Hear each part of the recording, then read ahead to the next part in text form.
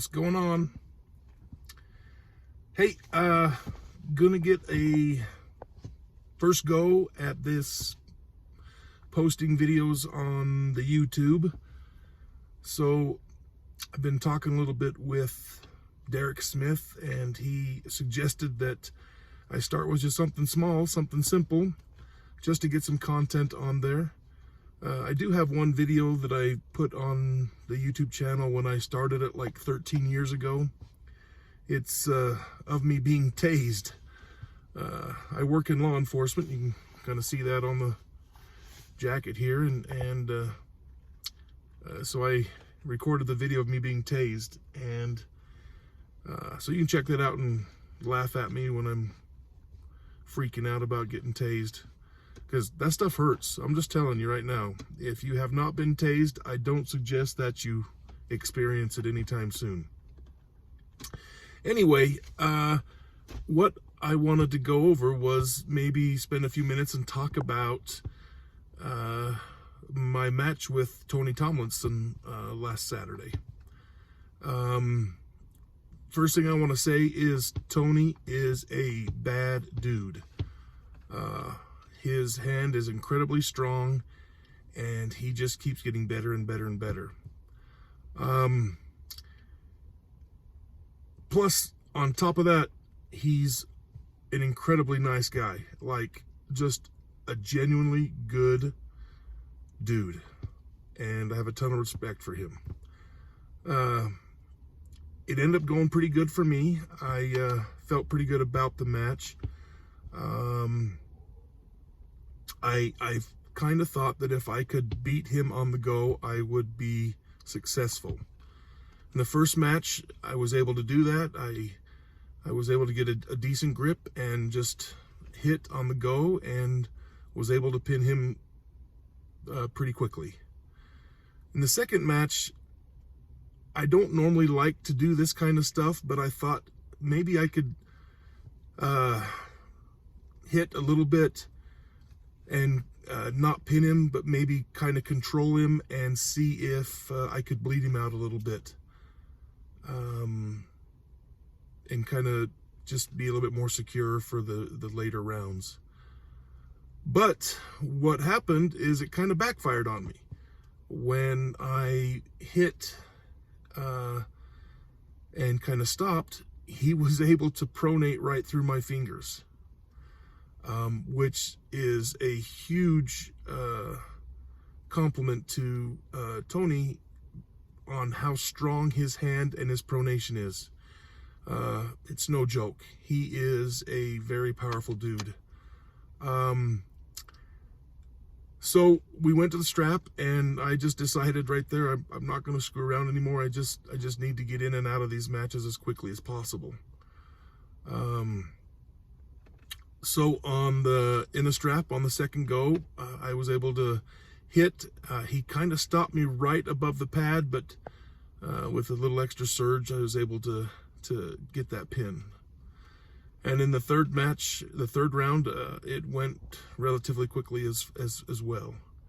I think that if Tony works a little bit on his speed, he's going to be a dangerous dude for sure. His left hand is no joke, and that's why he's the king of Cali right now. Love him to death. Really, really good dude. I was very anxious to arm wrestle him, as last week I'd been quite sick. Ended up vomiting quite a bit, and probably lost about 10 to 15 pounds in a 4-day period. Was only able to eat like 2 cups of soup in 3 days. So I felt extremely weak the week prior to the tournament. After I started feeling a little bit better, I ate like a horse, just trying to get my strength back. Ended up working out all right. But hats off to Tony. Very, very good dude. Very, very strong, and has a ton of potential and a bright future in this sport and in the super heavyweight division, for sure. For sure. I also thought maybe I would talk a little bit about what I have coming up next and what the future holds, and maybe a few things of what I want to do or accomplish here in the sport. So up next, this coming Saturday in Salt Lake, is the Brezink Cup. Bob Brown, he's the guy who taught me how to arm wrestle, my coach. He's doing this tournament. He's done it annually for I don't know how long, a bunch of years. And it's usually a pretty good event. We're going to do something different this year. He's doing a triple elimination bracket, which I have never been a part of in my 25 years in arm wrestling. But I'm anxious to try and figure it out and see how it goes. Also, they're going to do a overall after the tournament for the right-handed classes, and it's for the top 3 finishers in each class. And they're going to do a Calcutta, and that's basically where people bid on those winners and get to buy an arm wrestler for the Calcutta. Never been a part of that either, so it's kind of going to be fun to see how that works out. Hopefully I can do well enough to even make it the overall. My right hand isn't near what my left hand is, and there's going to be some monsters there. Jordan Sill, who is a extremely powerful guy, he's going to be there. He's got a super match with Mega Mike from California, who also is freakishly strong. Both great guys. I train with Jordan. I'm very familiar with what he can do right-handed.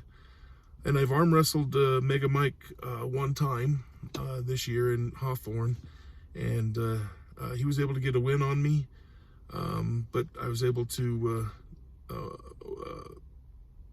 overall win the bracket in the tournament in May in Hawthorne, Nevada. So that's going to be an interesting match there. Plus a lot of other people are going to be there. So the overall is going to be, if I can make it to the overall, it's going to be no joke for sure. So I'm anxious about that. And then I'm also considering doing an event, or not doing an event, sorry, going to an event in December, thinking about going to the Washington State Championship that Tim Talmadge is putting on I believe it's the 10th or 11th of December, I can't remember. But it's turning out to be quite an event with some really good arm wrestlers being there. So I've got to talk to my beautiful wife and see if that's something that we can make happen, and go up there and see if I can't have a little bit of success in Washington. After that, I don't really have anything planned for sure, other than the next for sure thing is March 5th, Kansas City, NatFit Midwest Championship that Brian Kerner is putting together, where I've got a super match with Ryan Espy from Canada. I have never got a pin on Ryan Espy. Matter of fact, we've got quite a history of him whooping my butt. He is incredibly powerful, a huge individual, and also a really great guy. He's the guy that I blew my bicep tendon off the bone pulling him in Vegas in 2017, I think it was. So he's a bit in my head, and I would like to be able to perform against him and have a good showing. So that's the next for sure match I've got scheduled. There has been talks with Travis Bagent, something happening around the 1st of February of next year. That's not been locked up 100%, but hopefully it's coming soon. And then I've got a match in the works, maybe sometime early spring, early summer, with Marcio Barbosa. Those are things that I have planned and what I'd like to have happen here in the next little bit. I'm an old man. I'm 47 years old, and I don't know how much time I have left in this sport, and I really would like to see where I stand with the best of the best before I'm too old for that to happen.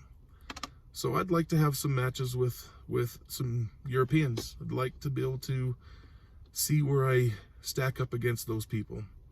there's some amazing arm wrestlers in this world, and I'd like to think I can compete with them. You don't know. I feel like I can, but you don't know until it actually happens. So I'd like to see where that takes me, and if I can get in a position to compete with those people. They're powerful individuals.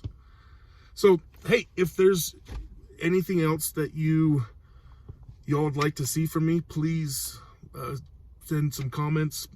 Please subscribe to my channel. Please like this video. If I get enough subscriptions, I can start doing some lives and just talk with you all and answer questions and see how that goes. I'm not very good at sitting in front of a camera and just talking. I struggle with that. And I'm not like the most technically or tech savvy person in the world. So it's going to be a learning experience for me doing this whole YouTube thing. I'm just on my lunch break right now, actually headed to get some food. That is an important part of my life. Eating. You don't get to be the size I am and not enjoy your meals. So hey guys, thank you so much for watching this. Please like, share, subscribe. Help me out. Let's see what we can do to come up with some content and build this channel. And I suggest that, you know, look at life like I look at a meal. Don't miss out on it, for sure. Thanks, guys.